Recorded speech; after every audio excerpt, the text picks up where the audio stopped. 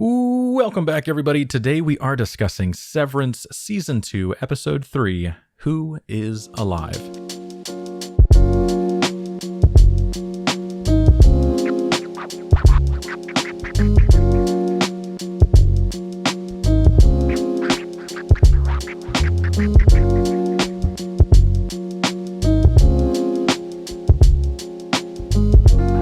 The episode begins with Miss Cobel sacked and driving into the void of life that exists outside of Kier. This was the first time really seeing what lies behind the mountain range, and it's clear that something is not right about this picture. She drives until she has to sleep, and then drives until she sees the next town over, more than 200 miles away. This isolation is purposeful. We see this telephone pole which controls the flow of information, and of course satellites could exist in this off-modern setting, but the point remains.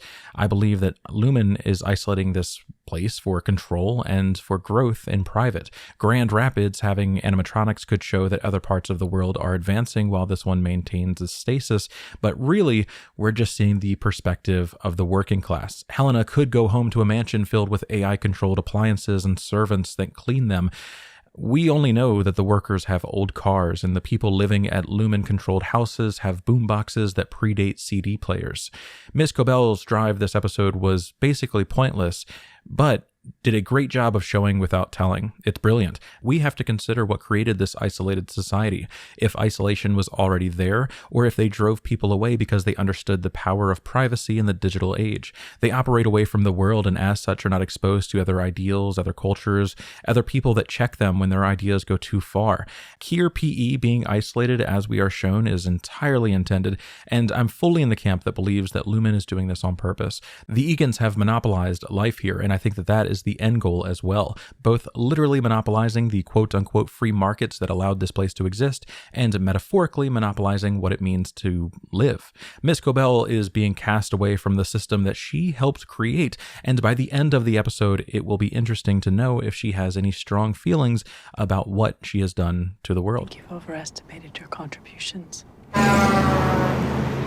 I also wonder about the truck that passes leaving Kier PE, likely taking some Lumon-powered goods to the rest of the world, leaving her behind, with some extra meaning probably here whenever we learn what the exports that are coming from O&D actually are. This look that she gives to the tubes and the medical wristband in her passenger seat, it's tortured. She is deeply saddened by the life that she has dedicated to this company being cast to the side when it's convenient for them to do so, and I'm more confident now that these belonged to her mother or maybe an older sister, someone that influenced her in her childhood and may have suffered at the hands of Lumon, either because they were devoted in a comparable way and a life of hard work did not manifest the blessings that they hoped for, or because Lumon was negligent. Really, it could be anything, but those stand out to me as we see this tamed temper reflecting on her goals maybe and what she has been through. It feels like she wants to do right by her family, and maybe that's because her mom was the reason that she dedicated her life to the Egans and Lumon,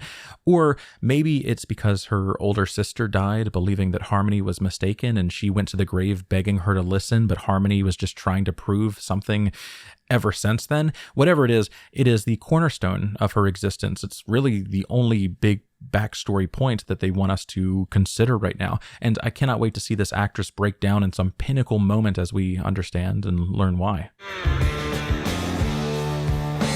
We see a new picture of Mark's beloved and a new digital watch. This tells us that after last episode and seeing Miss Cobel's falter in this moment, Mark knew something was going on, or at least wanted to know that it wasn't. The inclusion of his sister later on, it shows us that off-screen they started making plans before this moment. It is a pretty terrible plan, Devin. Like, I expected more from you, but I appreciate the ingenuity. It is creative as frick. I have no doubt that the showrunners were giddy when they thought of this quirky little thing. This was neat until ultimately we see a doctor come in and tell us how dumb we were for thinking this was good. I was hoping for the best, admittedly. Mark darts into the office and we see the watch is actually a stopwatch. On my first watch, I was actually so confused. I thought it was like he was running late for work or something. I had zero clue what was happening here, and I think that is the point. It was exciting, atypical behavior, and I wonder if anybody at Lumon noticed this as well. Also, the cars. After this episode, I can confidently say that all of them are driving these old cars because they are poor. The line from Dylan last episode was, of course, a targeted joke at Irving, but yeah, they are poor. Poor from the perspective of Lumon, and even if you wouldn't use that word, you can take away that they are all a part of the same working class. I park next to a $75,000 Audi every once in a while whenever I go into the office, and I drive a Kia Soul. These might as well all be the same vehicle. At the same price point, relatively, they are showing us the same thing is just printed out for everybody. I wonder if it is telling us that some socialist policy makes their pay pretty standardized across the company. And before any socialists come at me in the comments about how it's a satire about capitalism, you're not wrong, but later I dive into how Lumon is masking their intentions behind a hyper-progressive policy and liberalism in general, so wait for that. If Lumon came out with a policy that assured all severed workers got the same amount of pay because it's the only fair thing to do with no insight into the actual work, I could see how that would get support in liberal spaces that we've already seen in this show, when in reality, it's just a way to pay their employees less. So strap in, folks. It's time to start considering the systems that we are ruled by. Mark finally reaches the elevator and any Mark comes to life, having no inflated brain or anything to indicate that anything has happened or was different than the normal up and down.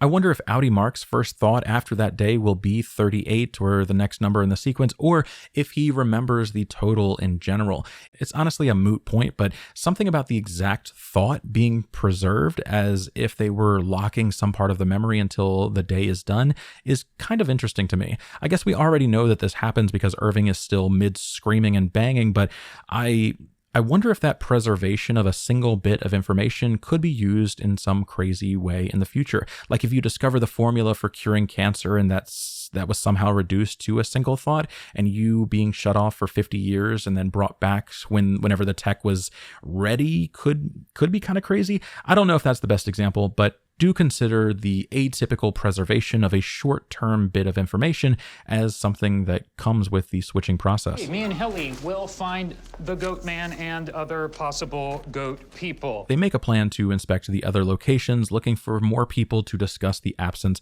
of Miss Casey.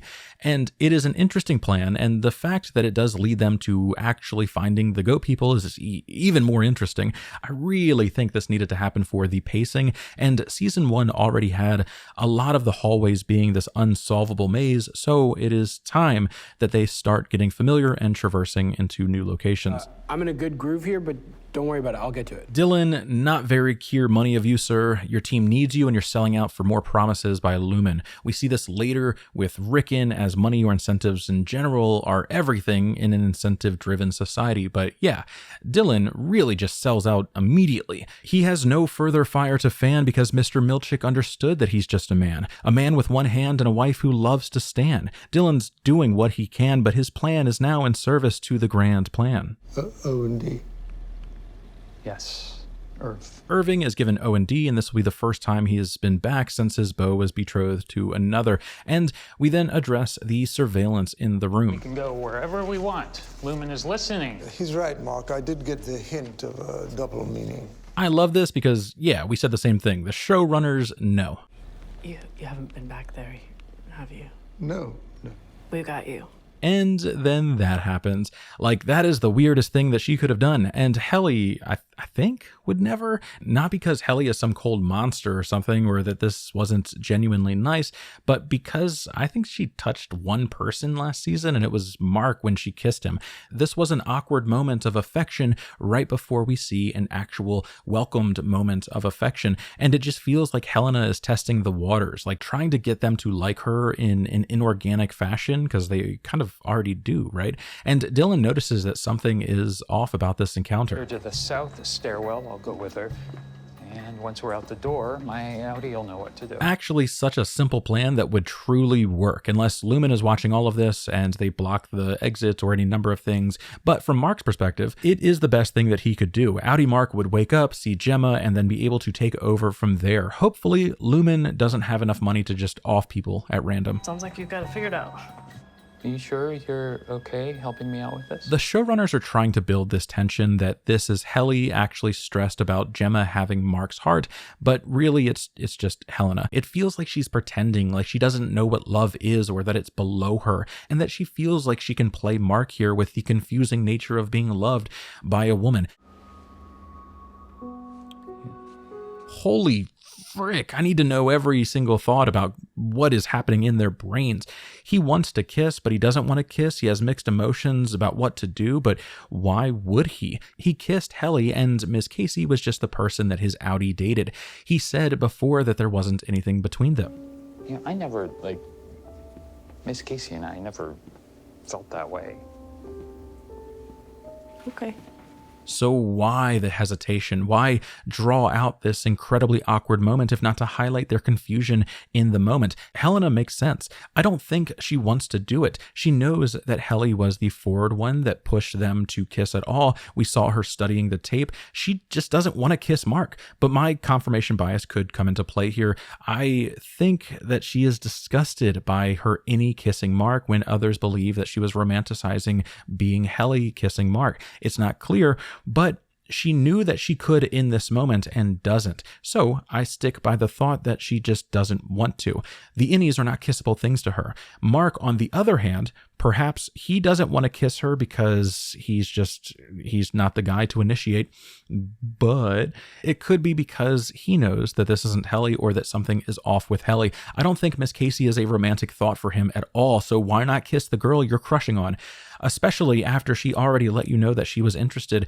She is backed into this corner to show that Mark has the power, but also that Helena feels trapped. I don't think you could ever convince me that she wants to put her lips on Mark after this, nor that the previous scene was her somehow lost in thought of romanticizing what it means to be truly loved. I loved this little moment. We talked before about the balloons representing innies or multiple versions of Marks, and now that we're seeing the deflated and mismanaged balloons floating through the halls while the innies actively avoid management and float to spaces they are not meant to be, I think we nailed that. He isn't doing a good job, and it's curious why he wasn't there when they first started their adventure today. Like, is that typical? Was Miss Wong meant to be keeping an eye on them? Will this reflect poorly on her, as the balloons were also something that she had responsibility over at one point? You were going to O&D. I've recreated the painting. Irving wants to go on a little adventure with Dylan. It's actually super sweet. He's like, hey, I think if we team up and put our noggins together, we could find out exactly why my Audi was painting this image over and over like a madman. Dylan should have been down, but he is a weak-willed man and sold his team for a visit from a beautiful woman. And listen, all of you can take the moral high ground all you want, but me? For the chance of conjugal visits down the line, I'm selling all of you out. When Apple inevitably enslaves all of us and affection becomes an incentive, pray that you live in an area with a lot of special needs, because I'm throwing you under the bus. This one. Whole pass. I loved how proud Irving looked here, and then Dylan gets stared at for a moment by Miss Wong, and then she offers a bit of good news. It is time to meet your wife. Good morning, Seth. Looks like your balloons could use some coffee. Now this part. Loved this part. The amount of depth that is created here, it's incredible. This was just so well done. Before we get into it, I invited a black friend who will speak on some more of the racial tension that I just can't relate to as an effort to be more inclusive on this channel. Imagine that Lumon level of Uncle Tom foolery. Board is jubilant at your ascendance. It wants you to feel appreciated and asks if you do. Oh boy, a lot to unpack there. First off, the board doesn't think that Mr. Milchick appreciates his own climb through the ranks and wants to hear vocally how grateful he is for their kindness. That was the first moment where I was like, Wait a second. What's about to happen here? Also, little side note here, I'm only now noticing that Natalie calls the board it instead of they, giving a little bit more credit to the concept that the board is something other than a group of people advising. She should have said they, but this is a minor point. It's not proof of anything. Both phrases work. I think that writers write with intention, and it aligns with the board being an object or an AI or the Avatar, the Last Airbender collective that lets all the Egans control the 4 elements. The board austerely desires for you to feel connected to Lumon's history, recanonicalized paintings, intended to help you see yourself in Kier. Now, holy moly, this is everything. They wanted a black man to feel connected to the company's history, and we've been talking for a week now about how that history could include post-Civil War slavery, and then we see just how out of touch the leaders of the company are. Whether the board be an object or a person, it is the highest power at this company that we know so far. They black-faced Kier because they wholeheartedly believed that Mr. Milchick wasn't able to relate because of his skin color. It's just racism. It's showing us that all the way to the top of the company, they do not value their workers, and most importantly to the scene, do not believe that black people could ever relate to their message or philosophy without some handholding. That Mr. Milchick can't actively believe in their cause, whatever it may be, without this. And the same goes for Natalie. Blackface Kier was created to show us a clear top-down culture that equates people of color to being ignorant while hiding behind a mask of liberalism.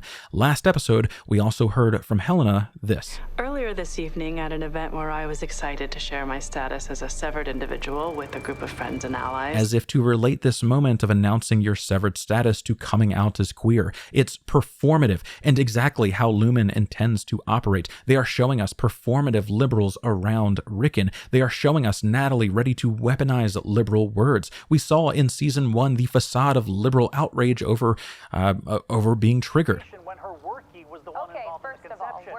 It's all about detailing this company that has educated themselves enough to know how to control the population and the public opinion, but not enough to know why you shouldn't believe that Mr. Milchick or Natalie needs this in order to feel connected to the company. As soon as he is walking up to this box, I knew we were about to see some actual racism, and it was. The scene was just incredible for the acting, as these two are just racked with mixed emotions and smiles that do not align with their hearts. They know that they are working for a company that does not actually care for them as people, and the thing that interests me most is if this is the first time that Mr. Milchick has had this realization. Because last episode we also saw a favorable remark to Mark that he didn't need to give. Your innie did tonight was completely unauthorized. It was also very brave. And now we're seeing this episode give us doubt about the company directly. If he isn't already far into the trenches of anti-Lumon rhetoric and doing the Milchick the betrayer thing that I've been talking about in the background for a little bit now, this could be the start of him realizing that he isn't working for the good guys. The concept of an Uncle Tom, I hope I do not need to explain to the adults who watch my channel, but it feels like as the company's true colors come out, this comparison could become more apparent as he is the one keeping these severed slaves on task. Lumon is racist, and the showrunners are creating a company that will perfectly understand how to manipulate the masses in order to convince other people to believe that they are good and sound without ever revealing their true nature until our heroes eventually bring them down. They will control the conversation and focus on the discrimination that their workers experience, making them the beacon of modern morality for highlighting abuses in minorities, the minority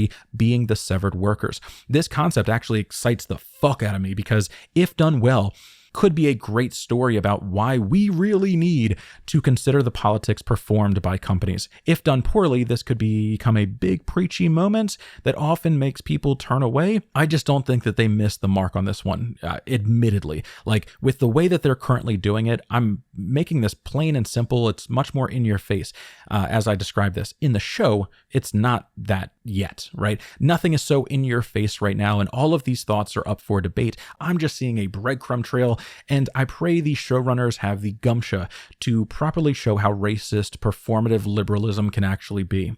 Also, Consider if this wasn't a worker on the severed floor. Would they have given this blackface care package to an employee above ground or that wasn't severed? It seems like they wouldn't, and if they wouldn't, they must know that it's not actually an okay thing to do. Maybe the board truly knows that this is racist and laughs at these two who can't even advocate for their own needs in the face of a faceless organization. This whole scene, it's so good. I can't say enough about it. The look in their eyes, the realization, the confirmation, it's tragic helplessness and clinging to abuse because being alone is scary. It's another tactic by a company that knows how to control the narrative, best highlighted again in this episode and previously when we learned about the pouches. We don't trust you guys. You, the king of fucks, don't trust us? I do. You all have pouches. Pouches? Like to carry young? Yes, according to some. They do this all the time, and while race is the major highlight with Milchick and Natalie, we see how they turn workers against each other in order to divide the working class under their employ. MDR have pouches, a bigoted rumor spread in the same ways that slaves dealt with during the Civil War. Slave drivers would tell people that they were beasts, incapable of critical thought and capable of breaking out and hurting your women and children. So, of course, the progressive thing to do would be to help the women and children and keep the slaves in check, to fear them like a bully breed roaming your neighborhood. It's always done for the same two reasons, money and fear. The working class that fears each other will never be able to rally together and advocate for their own needs, money or power or just better treatment. MDR have pouches because Lumon needed the teams to fear each other. Are you here to kill me? And it's not solely about being black in this scene. It's about being a worker. It's about acknowledging skin color has divided us for centuries, but for centuries, there has always been someone benefiting from the narrative that trends. This is a story about the we that we are and how divided the powers that be want us to be. The board wishes to express that I, Natalie, received this same gift upon receipt of my current position and found it extremely moving. I'm grateful. This moment was so funny. Like, see this? We gave a black person this before and she loved it. Tell him, black person, tell him how you expressed gratitude before so that he knows how to do it too and what's required from him. What's extra funny though is that her not raising a concern for this or her inability to educate them on why this was offensive is also the thing that perpetrated it here. There is something to be said about an individual's responsibility to share perspectives. We, of course, do not see her interaction, but I doubt that she said anything. It doesn't feel like she could or anybody could, not to Lumon and not with what we see happens later to those that are not grateful for their gifts. The board has concluded the call. Congratulations, Seth. One final note about this fake progressive stance. During the live stream, we discussed what would happen if Irving was promoted to floor manager, if they would repaint Kier with equally tone-deaf rainbow flags in the background and like maybe a pinky ring.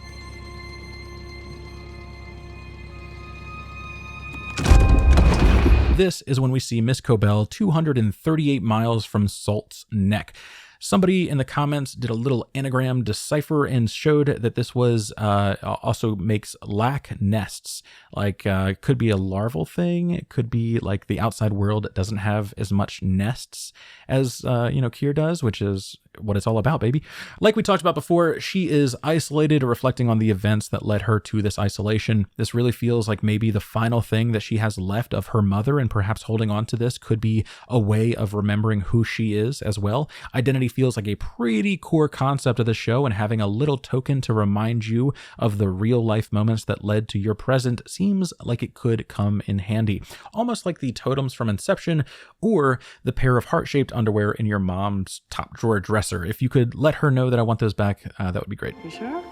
Mark and Helly find the goat room. We see a nice little tunnel filled with goat poop and good vibes, which is why it's so weird that Helly has some kind of trepidation about wanting to go down the tunnel. Mark doesn't even address it. It's not even a conversation. He kind of ignores her here. It's the only way forward, and her not wanting to feels like a red flag that maybe he's noticing. But again, confirmation bias, full effect here. Careful, there's poop. Then we come to the Outback Steakhouse. Are you here to kill me? This line was quite funny, and at first I was like, wait a second, did they just reveal that MDR is actually the department killing people down here? Like, what a sneaky way to bring this back into the scene. Okay. What if the cost of that help is that you're murdering people 8 hours a day and you don't even know it? But in fact, it's the general sense of fear-mongering of the working class to sow division, like we were discussing in length already.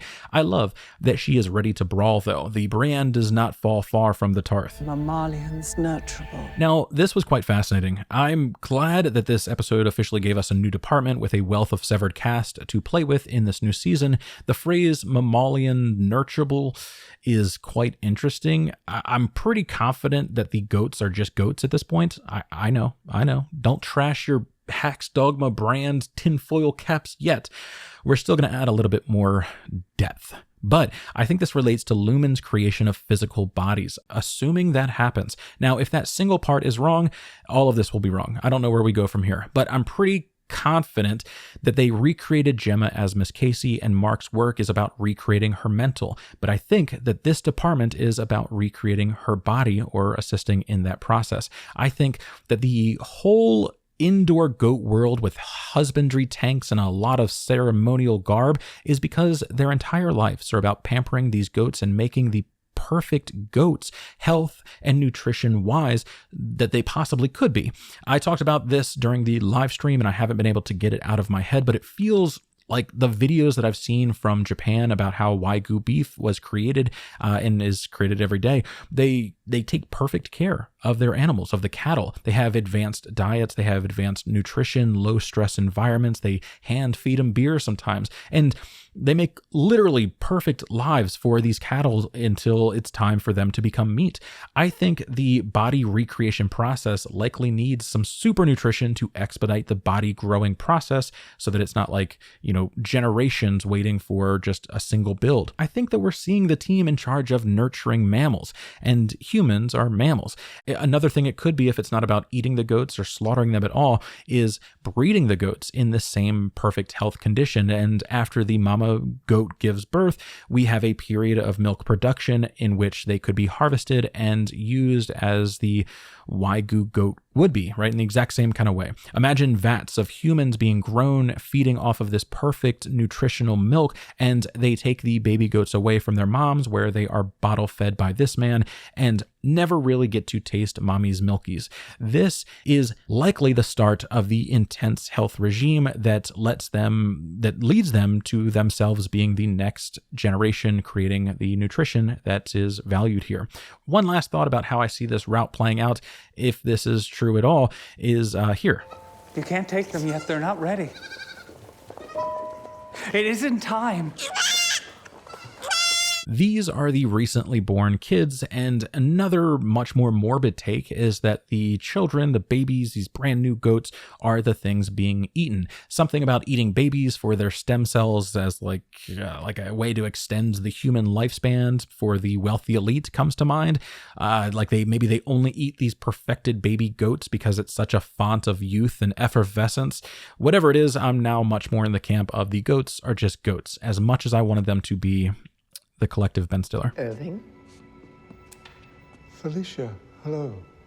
I'm sorry to pop in after all this time. I'm sure you must be very busy. We then have this beautiful moment between Felicia and Irving. I love this deeply, truly loved everything about this sequence between them. And her just coming over right away and giving him a hug to start everything. She needed it just as much as he did. Her name's Miss Casey. She's our former wellness director. The scene starts off tense here, and really I'm not sure where this version of Mark comes from, but he's demanding. He's very forward. He is something. Take that page of paper and be on your way. Not until you've answered my question. Are you sure you don't know her? The workers seemingly rise from the ground, and my goodness, was this creepy. Should have left. Is it rude to keep asking why you're a kid? It's so funny that she doesn't answer here. Like, she has zero concern to engage, and I think that's why she's the scariest employee on this floor right now. She's just following orders, no fripperies, and it does confirm that the new park is in the old security room, which does mean that they won't have the opportunity to try what they did last time in any capacity or explore the other, like Clean Slate, Beehive, all of the other little operational things here, but it does put Dylan in this weird position information-wise. Should the team want to focus on using this resource again in the future, he would know that it doesn't exist before they do, and they would want to know why. Or he would just have to play dumb until, they realize it for themselves. Maybe that's how Dylan's betrayal gets revealed. Dylan G., through good behavior and output, you've earned an 18-minute visitation event with your Audi's wife. Hey, this was so sweet. Look how shy he looks. He's a shy little guy. He's just a cute little shy man standing over there crushing on his own wife like that. I want to find someone who looks at me just like this and goes, Nice sack. This part did make me acutely aware of how terrible of an idea this is. Like, I really thought this wasn't going to be his real wife. Theories are wrong, it happens, but the more interesting thing is that they could easily ruin their Audi's lives by just existing. Imagine he did just profane things or sat differently and his wife started noticing how bad his posture was and gave her the ick or something. Like the best example yet, imagine if the image of the wife that Dylan had in his mind was something of a bodybuilder, like a 6'3" blonde with 8-pack abs and tribal tats, and then Gretchen comes in. What if that moment she realized his truest self, isolated from the societal dogma and everything else that makes life weird on the outside, just did not like her? I could not imagine the person that I loved most not seeing me as beautiful as they swear by in every other situation. This interaction goes in the other direction entirely, where it really, really feels like any Dylan could win her heart in a way that she has really wanted Audi Dylan to do and step up and, become this man for years and just has been complicit, has not really had the drive that she is now seeing in any Dylan. Seth warned me that this might be weird. Dylan learning that Mr. Milchick's first name is Seth feels odd. I'm not exactly sure how or why, but this feels like it could be information that is used in an interesting way later. Hey. Miss Huang. Also, zero privacy for the 18-minute meeting between two people that smash on the outside. It feels weird that they're making a child watch this, but maybe that's a part of it where that you're being monitored and just, yeah. What is wrong with him? He never quite found his thing. And the problems at home come into the office. He now knows that his Audi isn't some rock star enjoying the hard work that he performs so that his Audi could live lavishly. He's just a dude who never quite found his thing. This also feels so dangerous for the innies to know, but maybe they just don't care because Cold Harbor is almost complete and all of them are gone anyway after that. If I was in Dylan's position, I think I would want to know, because life would get pretty boring down here, but learning how your Audi operates and exists, and ultimately that everything that I did wasn't enabling some beautiful existence on the outside, it could do my heart some harm. Do you want to see a picture of the kids? Awesome. Love this. I have zero doubt that the showrunners laughed when they thought to put them in a old-timey photo like this. I had one of these with my family, but of course. And we live on a cattle ranch? This is when we return to Irving and Felicia bonding besties. That was exactly what Irving needed. He gets the story about Bert being fearless in confrontation in the workplace, in some ways keeping him alive between their affection and storytelling. I only ever saw him scared of one thing. He spent 2 hours on his hair the first time he went to visit you. Just such a sweet thing. My God, she didn't have to do this. She didn't have to share these things. This is pure camaraderie. And man, I was getting so excited for something bad to happen with all of this love popping up. Oh no. This is the exact feeling of giving your friend your phone to look at a cute picture that you took and then they see your wiener because they kept swiping. This is your warning. Friends and family, I am a single man. Do not do this. How do you know about the exports hall? All right, this freaked me out. Like, I couldn't tell what she was thinking. This look was like she was about to transform into an ogre and start murking Irving for trespassing in her swamp. The actor does this refined, almost like talking through her teeth, like as if she was holding something back. It felt like Irving really couldn't trust her in this moment. I don't really know why. This look was just something fierce to me, because after this moment she does open up and just freely gives information without any other look of concern at all. We used to go ourselves, but now they send a guy. I wonder what happened that made them stop going, and I wonder who the guy is that now makes this trip. Do you remember where it is? Yes. This scene changes without an answer, but this look tells me that she knows. Irving got a new roaming buddy for the hallways, I hope, but either way, she does seem like she will direct him truly.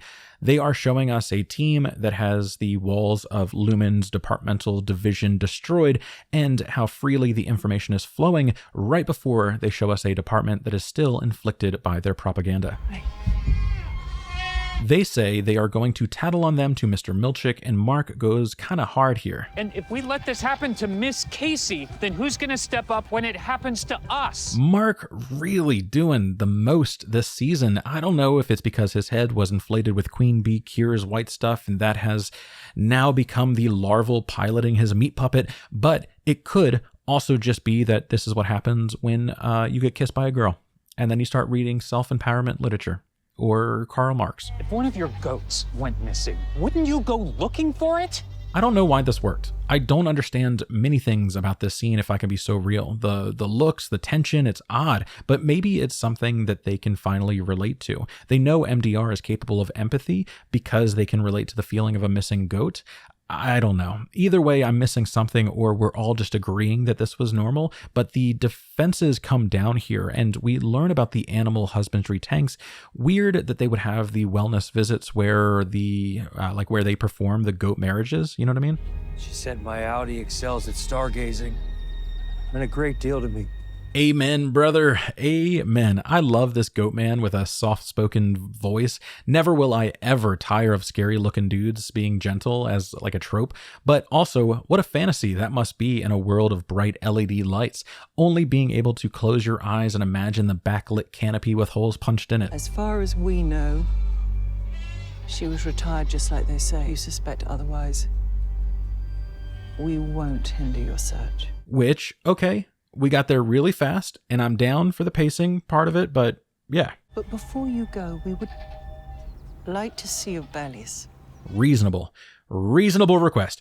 I have also never seen any of your bellies, dedicated viewers, so from here on out, my Instagram DMs will be open. Send a picture of your belly or be considered larval forever. To start the flow of information and knowledge, I've included a picture of my belly. As you can see, it is pouchless. I hope that yours is too. Also, I hope that if it isn't, you don't try to hide it.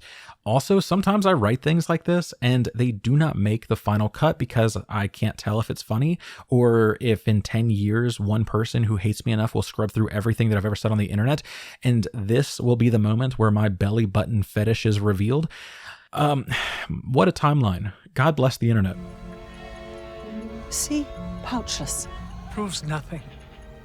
Also, I wish I could cite this joke because it is perfect. They don't show Helly's belly button because they don't want us to know if she's an innie or an outie. Think about that, internet. We then come to the end of the Dylan and Gretchen visit. I'm glad we did this. I mean, I hope for you this was... Yeah, it was. This felt so sexual for some reason, like it was a one-night stand that ended at 9:30 after the dude talked a big game, and she recently started taking SRIs. I love you. A touch of affection like this is quite the incentive. What a warm feeling this must have been, and what a beautiful thought to keep while you continue your work. This would be enough to make me continue, hoping that one day I would be able to come back to this, and Dylan is likely going to try to squash the rebellion in his own team to make sure that he can enjoy this again. He sees how good life can be and might try to figure out how to refocus Irving on the grand purpose of work that he admit in episode 1, where that was like the only time that he had been happy with the work that he was doing. They might just make Dylan the mouthpiece of their self-improvement again, just like they did with fearing the other departments. He spread Lumon's division because he really thought that O&D staged a violent coup and it could happen again. And it wasn't until Love entered the scene that that division ended. Now we're seeing Love used to create the environment in which they actively focus on work. Copy that. Left ear. Yep. And now we meet Outie Dylan. 3 living children. Comments so wrong. Dummies. All of them watching cartoons. A wealthy man for many, many reasons. And did you do the cookies for Jim's class? I did not do the cookies. But he's actually a fuck because he isn't putting in the work. Like, truly, she is running around getting ready for work, which most people agree is either a security guard or an EMT.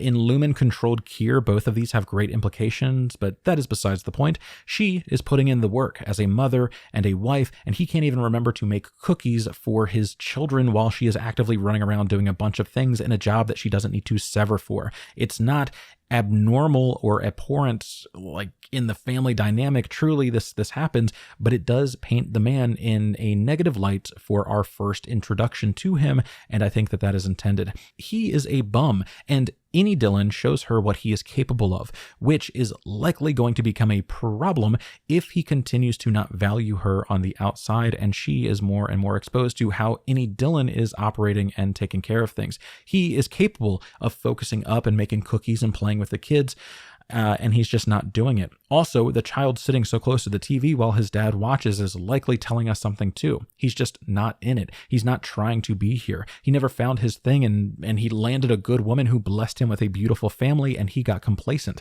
It's not a good look. Hey, how was the thing? What thing?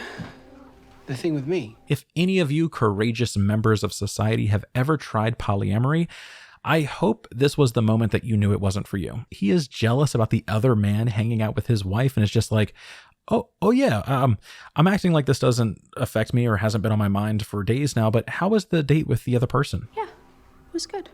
Yeah? Yeah. Weird good, but good. And speaking of thinking about your man with other women, Natalie is just in here swooning Ricken with his own words. It's actually funny as fuck how daft this man is, and he is 100% going to sell out. It won't even be close. It really seems like he is going to write the book that they talked about in the newspaper or receive money while they write whatever they want in his name, but I think it will be done for the reasons that I talked about before. The innies subscribed to this new ideology like they once did with Kier's words. I believe they will have this pro-worker philosophy to empower the workers and make everybody feel like valued members of society while still getting the profits and outcome they desire. The cracking whip is still cracking. It just looks like pro-worker sentiment now. What's wrong with the current version? Nothing. No, the explanation is actually very interesting. Valid point, Devin. Thanks for always being a queen. We love you. He should have picked up on this too, but again, was amazed that someone actually cared to compliment him and listen, and also someone on like the other side of his conceptual party lines. He does not realize that this was an insult, and the implication that comes with it is just lost on him. He's not that smart. He just feels like he has something to prove, and now a company is going to offer him millions and renown. And it will make him feel like a valued member of society as well. They also just skip over the book being on the severed floor and jump to... What was the term you used? The result. The result. The result is another word like the board, the perpetuity wing, the subscribe button. It feels like it has much more depth, especially if you click it. The final solution, though, is the first thing that came to mind when she said this, and I don't have more to add than that. We hear that Devin wants Ricken to feed the baby in 1 hour, but the implication there is that she will be gone for more than 1 hour, and we only see her with Mark for a little bit of time. Of course, we don't know travel time or anything like that, but based on how long she was actually here and then just skedaddles, it feels like she could be doing something else. I just want to throw that out there. Your name's Natalie? Natalie Kalin, I think. Keep this in mind with how Seth's first name was revealed to Innie Dillon this episode, and now Natalie's last name is being revealed to Mark. Something feels afoot there, or that they could be building to some kind of theme. Ricken. Yep, his book. You and your work friends were so inspired by it. Well, there's a lot I'm not gonna say. And that is so appreciated. Hater behavior, grow up, bro. I swear I wish he wasn't getting reintegrated and Innie Mark just won the battle somehow. I cannot stand this man. I think the whole Mind Collective would be very proud of this, as well as your kindergarten teacher. What the fuck was her name? Mrs. Lustgarten. Wow. My last name is Woolwine. It is an old English word for like best friend or something. Lustgarten is a German/Jewish meaning pleasure garden. This threw me for a loop until I realized that it could be talking about the Garden of Eden. His kindergarten teacher was named after the Garden of Eden. So let your imaginations run wild about how the showrunners are telling us to think about this world. We then see this glorious scene. We see management control panel and the main level, 4 entries for personnel listed. These numbers on screen correlate to our innies, but something is afoot. They repeat the numbers for the personnel, and it's almost like they flopped certain people's ID numbers by mistake. Assuming that this wasn't an issue with production, this could align to the idea that Mark and Petey were linked in some kind of way, and the reason that Petey started losing it when Mark was changing versions of himself is because it was impacting Petey miles away. It's just a theory, but something about that has always just felt weird, and now we have this odd correlation of numbers. So the first episode in this season showed us the ID for Miss Casey is 2 digits followed by 6, while this is 6 digits followed by 4. It feels like it could relate in some way to the first and last name thing with Miss Cobel, Mr. Milchick, so on and so forth, while all of the innies are the first name and their last initial afterwards. I just don't know what to make of this right now. Yeah. During the penultimate episode, we did see the 4 digits rotating next to the switches, and then one episode before, we see the 4 frames here where seemingly they are linking 2 sets of 4 digits, and I'm just adding some correlations here and hope that someone is able to piece together any of this. I have no idea why these numbers don't match. Is really what I'm stuck on here. Regardless, Mr. Milchick goes on to the 4th record in this table, someone that we don't know, and inspects it further. We see the admin control panel for a single user and execute drawer system. Zero clue. No clue at all. This mainly looks like it relates to logging, but nothing really stands out as something that I want to spend more time talking about. Whatever it is, he types a word or enables or disables something, either just, checking in for the day. It could be really anything, but turning off the computer and rolling it away so that the tiny camera at the top of it is away from himself. I think why he does this. He also sees a blue-eyed black Jesus and tries to hide this away in a storage closet, but it sticks out like a sore thumb. It's telling us that he cannot simply forget or put this into the back of his mind. It is at the top of his mind, and again, he has either been aware of this monstrous nature for some time, or this will be the point in which he starts evaluating, and it does just get stuck up here. I laughed when I saw this. She just look how small she looks. And of course they do this on purpose, but it was still funny. This is ultimately how Helena is seeing her. Like she's beneath her. She's lower. She's tiny, controllable. If you want me back, you must accommodate my needs. She details how close Mark is to completing the mission and how she wants to be a part of that final moment, making it seem like Mark really has been the focal point of this entire operation for some time.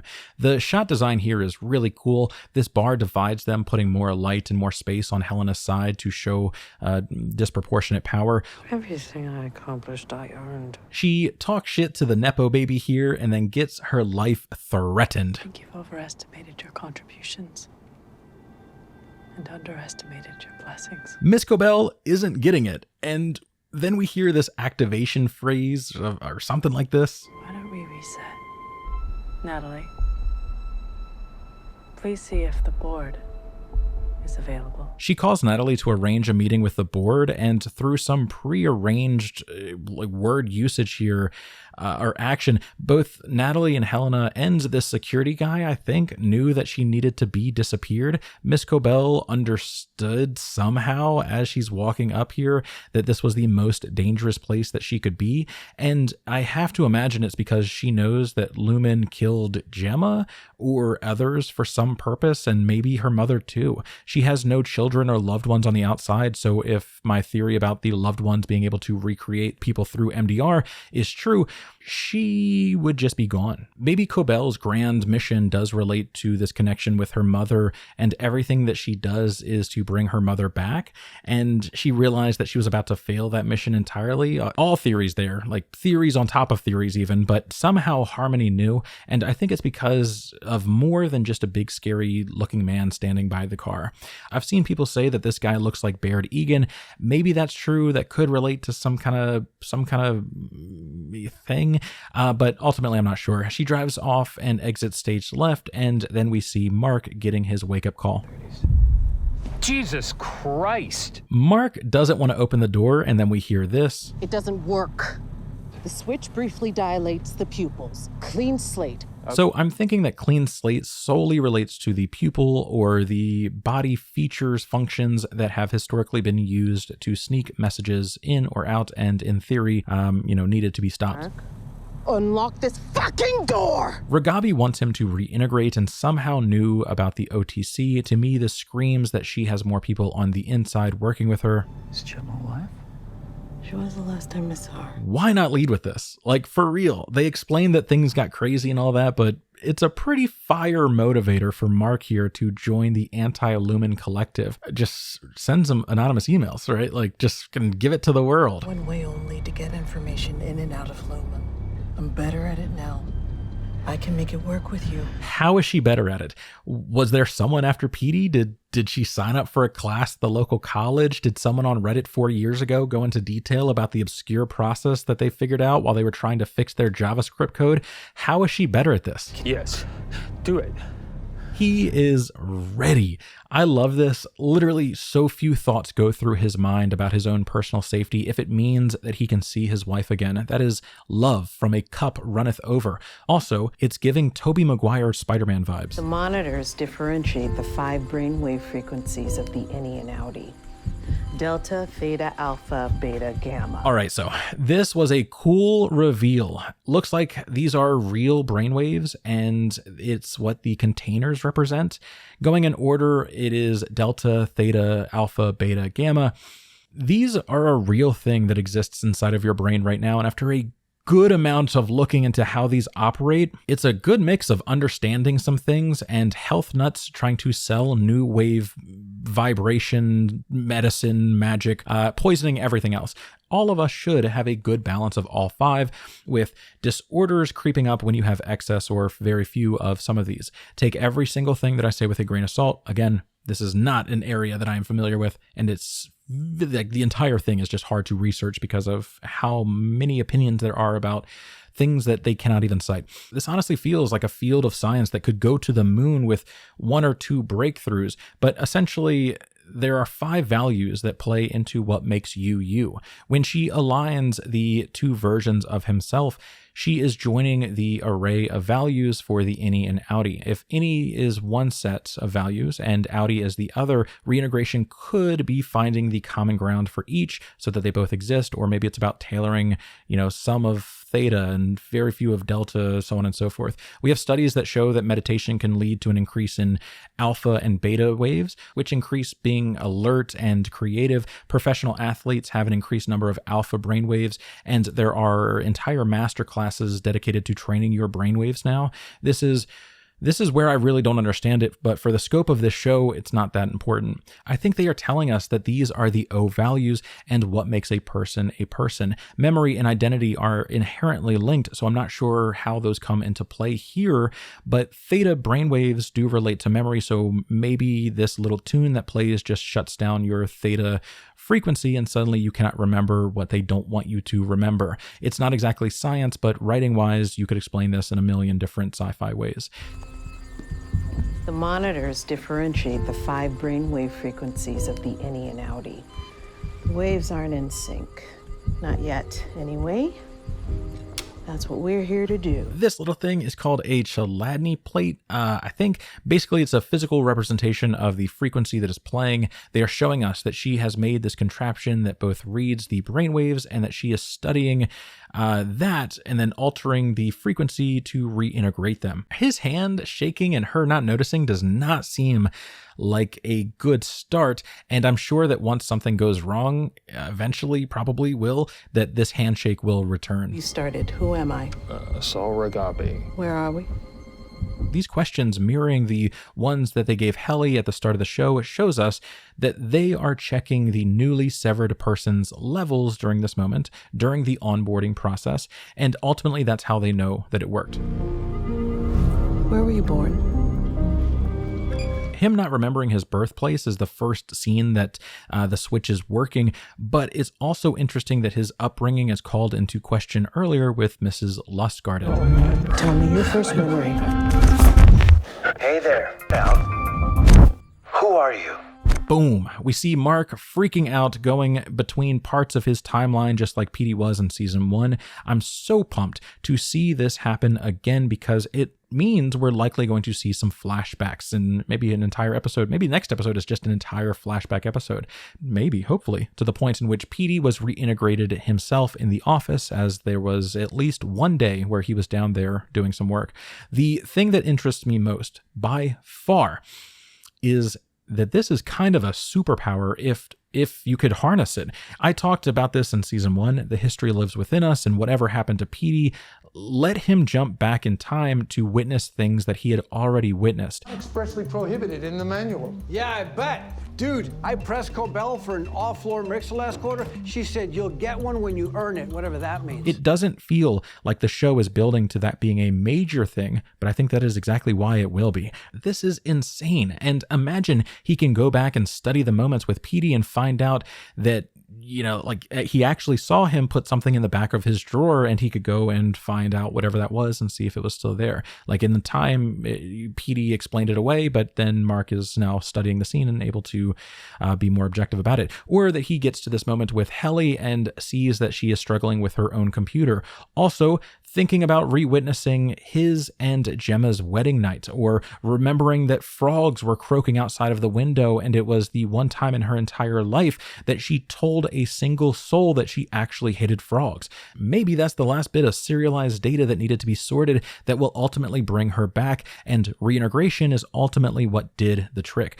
This entire thing has so much depth, and I cannot wait to see how this plays out. But with that, we come to the end of the video. Special thank you to everybody that made it over to the live stream. We will be doing it again this week. A new record of 201 concurrent viewers is just insane. We had a little music dance experience last week, and I'm planning on some upgrades to the setup to make it even more rewarding for all of you refiners. Thank you for joining as a member here on YouTube or supporting me on Patreon.